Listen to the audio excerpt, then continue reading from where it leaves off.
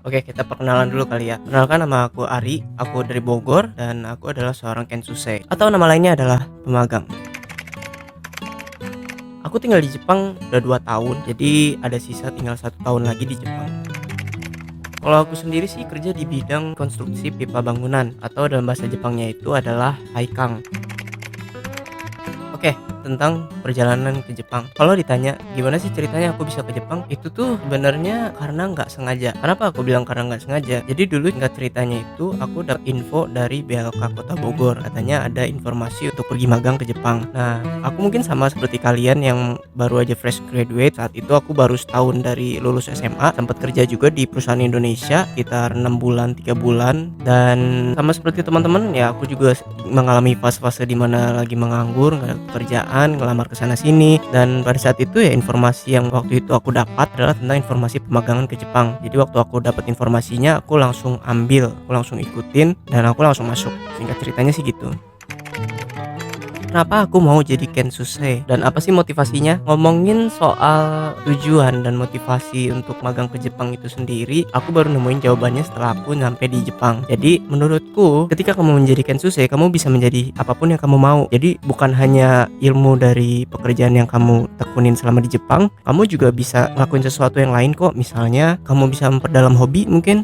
Nah, untuk aku pribadi sendiri, aku belajar banyak hal selain belajar tentang ilmu pipa yang aku sama sekali nggak tahu sebelumnya di Indonesia. Aku juga belajar banyak tentang bahasa Jepang. Apalagi kalau kamu bisa menguasai bahasa selain bahasa Indonesia, kamu bisa pelajari bahasa negara orang lain, itu pasti sangat bermanfaat banget kalau kamu misalnya punya kesempatan lain yang lebih baik lagi ke depannya. Well, selain itu, kita ini kan masih muda ya. Apalagi kalau fresh graduate kan baru umur 20 tahun, 21 tahun. Kalian kebayang gak sih misalnya di usia muda kalian bisa untuk nabung, bisa nabung untuk bikin usaha mungkin, atau untuk kalian mau bangun rumah, ya kan? Siapa sih yang nggak mau? Bisa jadi batu loncatan buat kita sendiri untuk masa depan yang lebih baik. Menurutku kalau misalnya kamu nemuin informasi tentang pemagangan, nggak ada salahnya deh kamu coba.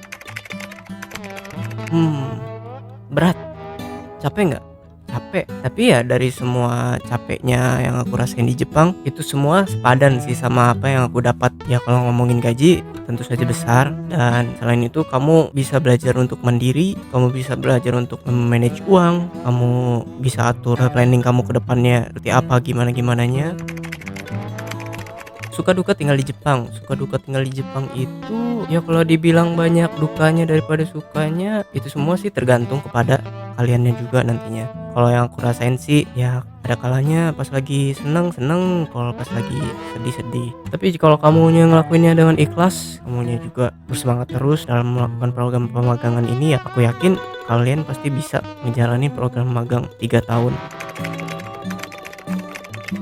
Nah, pertanyaan ini sebenarnya yang ingin aku tanyakan kepada orang-orang Bogor dan sekitarnya. Kan aku juga orang Bogor. Terus kalau ditanya kenapa sih banyak orang Bogor yang nggak mau ngambil kesempatan untuk jadikan susai atau pemagang? Coba deh, menurut kalian apa sih alasan kalian nggak mau pergi magang ke Jepang? Kalau waktu aku dulu ya, mungkin itu alasannya ada 2. Jadi kebanyakan dari kita tuh mungkin yang pertama, orang Bogor kebanyakan nggak mau keluar dari zona nyaman. Jadi gimana ya, kan pergi ke Jepang itu kan jauh. Terus mungkin mikirnya, wah 3 tahun lagi jauh dari orang tua gitu kan. Banyak banget orang Bogor yang malas banget buat merantau. Apalagi merantau sampai sejauh itu kan, sampai ke antar negara kayak gitu. Pasti orang Bogor tuh kebanyakan mikir, ambil kayak enggak kali ya. Menurutku sih ya, kalau kesempatan itu baik untuk kamu, coba aja deh. Apalagi dengan prospek kedepannya yang bisa bikin kamu jadi mencapai kesuksesan dengan lebih mudah nantinya. Itu pasti kalian akan berpikir lagi, wah kayaknya ini kesempatan yang baik nih. Terus alasan yang kedua itu mungkin karena masalah biaya. Aku paham betul kenapa banyak orang Bogor yang akhirnya memilih untuk mundur untuk jadikan susah, karena masalah biaya masuk ke LPK itu sendiri. Bisa dibilang ya memang mahal, tapi kalian jangan pikir biayanya dulu deh. Coba kalian ikutin aja dulu programnya, kalian berusaha semaksimal mungkin untuk masalah materi. Kamu kan bisa komunikasikan dulu ke pihak LPK-nya. Dan berhubung karena aku dari LPK Jiritsu Nusantara juga, aku juga sering komunikatif gitu masalah biaya. Dan perlu kalian tahu, aku bukanlah orang kaya, jadi aku orang biasa, tinggal di desa juga. Sebenarnya banyak jalan kalau misalnya kamu emang niat mau ikut program magang ini. Kalau misalnya kamu ngestak ketika kamu ikut program pemagangan itu, coba kamu komunikasikan aja dulu ke pihak LPK. Aku yakin pihak LPK itu gak akan menelantarkan kamu, apalagi kalau kamu udah dapat pekerjaan. Sama seperti aku dulu, yang dulu aku juga terkendala masalah biaya, dan ketika aku komunikasikan, dan alhamdulillah pada saat itu dari pihak LPK ternyata ada instansi yang mau membantu aku